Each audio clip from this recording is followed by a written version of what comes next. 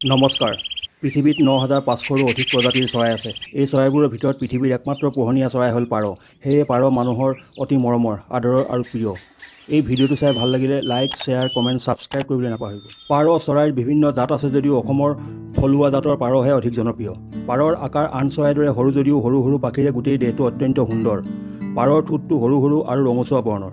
পাৰৰ চকু দুটাও সৰু সৰু, ঘূৰণীয়া আৰু উজ্জ্বল। পাৰৰ ঠেঙৰ নখবোৰ অত্যন্ত চোকা। পাৰই ডেউকা দুখনেৰে এঠাইৰ পৰা আন এঠাইলৈ অতি বেগেৰে যাব পাৰে। প্ৰাচীন যুগত পাৰ চৰাইক বাৰ্তা প্ৰেৰণ কৰা প্ৰথম চৰাই হিচাপে ব্যৱহাৰ কৰা হৈছিল। পাৰ চৰাই এটাৰ ওজন প্ৰায় 250ৰ পৰা 300 গ্ৰামমান হয়। সাধাৰণতে বগা, ক'লা, পখৰা আদি বিভিন্ন বৰ্ণৰ পাৰ চৰাই দেখা পোৱা যায়। পাৰ চৰাইৰ স্বভাৱ অতি শান্ত। পাৰই ৰাতি বাহত থাকে আৰু পুৱা হোৱাৰ লগে লগে বাহৰ পৰা ওলাই ঘৰৰ মুধত বা চোতালত বহি ৰুণ দিব ধৰে।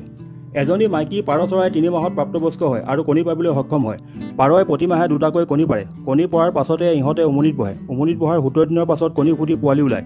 এবছৰত এহাল পাৰ চৰাইৰ পৰা 8ৰ পৰা 9 যোৰকৈ পাৰ পাব পাৰোঁ। পাৰৰ পোৱালি ডাঙৰ নোহোৱালৈকে মাক বাপেকে ঠোঁটেৰে আহাৰ খুৱাই ডাঙৰ দীঘল কৰে। পাৰ চৰাইৰ প্ৰিয় খাদ্য হ'ল শস্যজাতীয় খাদ্য, অৰ্থাৎ চাউল, খুদ চাউল, ভঙা মাকৈ, সৰিয়হ আৰু অন্যান্য মাহজাতীয় শস্য অতি প্ৰিয়। পোৱালীয়ে নিজে খুটি খাব নোৱাৰালৈকে মাক বাপেকে নিজৰ খাদ্য মোনাৰ পৰা খাদ্য উলিয়াই পোৱালীক খাদ্যৰ যোগান ধৰে। এটা প্ৰাপ্তবয়স্ক পাৰ চৰাইক দিনে 60ৰ পৰা 80 গ্ৰাম খাদ্যৰ প্ৰয়োজন। পাৰ চৰাইক কোনো এটা নিৰ্দিষ্ট স্থানতে খাদ্য আৰু পানীৰ যোগান ধৰিব লাগে।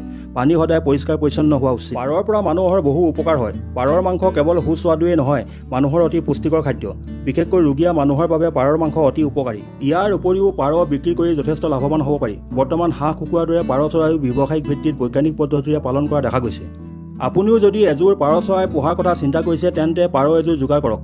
উল্লেখযোগ্য যে পুহিবৰ বাবে অনা পাৰৰ পোৱালি সদায় শকতাপদ, মঙহাল, চিকমিকাই থকা পাখি আৰু তজবজীয়া গুণ থকা উচিত। পাৰৰ পোৱালিবোৰ ডাঙৰ নোহোৱা পৰ্যন্ত সঘনাই চকু দিব লাগে। উমনিত থকা অৱস্থাত বা পোৱালি অৱস্থাত মেকুৰী, হেপা, চিলনী, কাউৰী, জহামাল আদিয়ে যাতে অনিষ্ট কৰিব বা অপকাৰ কৰিব নোৱাৰে তাৰ ব্যৱস্থা লোৱা উচিত।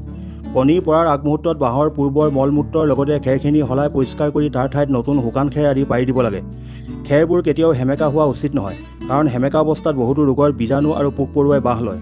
উল্লেখযোগ্য যে পাৰ চৰাই কম ৰোগত আক্ৰান্ত হয়। পাৰৰ দেহত ৰোগৰ কোনো লক্ষণ দেখা পোৱাৰ মাত্ৰই পশু চিকিৎসকৰ পৰামৰ্শ লোৱা উচিত।